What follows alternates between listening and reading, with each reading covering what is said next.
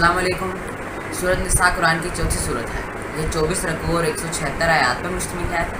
رب کائنات نے صورت میں اسلامی خاندان کی مضبوطی، اسلامی معاشرے کے استحکام اور اسلامی ریاست کی پائیداری کے لیے ہدایات دی۔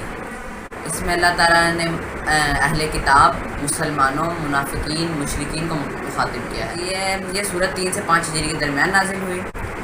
3 ہجری میں غزوہ احد میں 70 سے زیادہ صحابہ کرام شہید ہو گئے تھے، تو ان کے بچے جو یتیم ہو گئے تھے، اللہ تعالیٰ نے ان میں وراثت کی تقسیم کے لیے اس صورت میں احکامات دیے ہیں۔ اس کے بعد غزوہ ذات الرقاع کے موقع پر صلاۃ الخوف کی ادائیگی کا اس میں احکام ہے۔ اور اس صورت میں اللہ تعالیٰ نے یہودیوں کے بارے میں بہت سخت لہجہ استعمال کیا ہے۔ 4 ہجری کو یہودیوں کے قبیلے بنی نذیر کا مدینہ سے اخراج ہوا ان کی سازشوں کی وجہ سے۔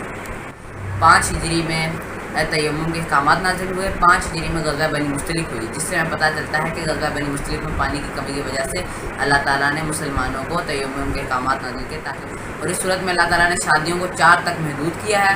شراب کی ممانعت اسی صورت میں ہوئی ہے، اور اس کی آخری آیت کلالہ کہلاتی ہے، جو کہ 9 ہجری میں نازل ہوئی۔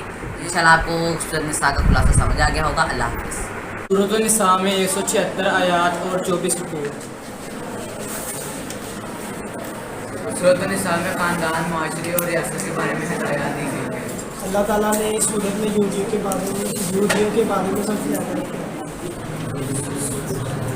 سورۃ النساء میں یہودیوں، عیسائیوں اور مشرکین کے بارے میں سخت تنقید کی گئی۔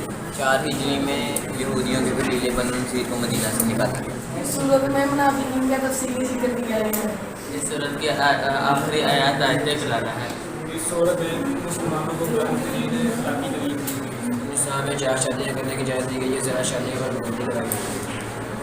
سورۃ النساء میں صلاۃ الخوف کے بارے میں بتایا گیا ہے۔ صلاۃ الخوف جن کے دوران نماز پڑھائی۔ یہ مدنی صورت ہے۔ تیمم کے احکامات اس صورت میں دیے گئے ہیں۔ اس صورت میں شراب پر پابندی لگائی ہے۔ نساء میں کے قواعد درج کرتی ہے۔ اس صورت میں یہ تین بیان کی گئی۔ سورۃ النساء میں 176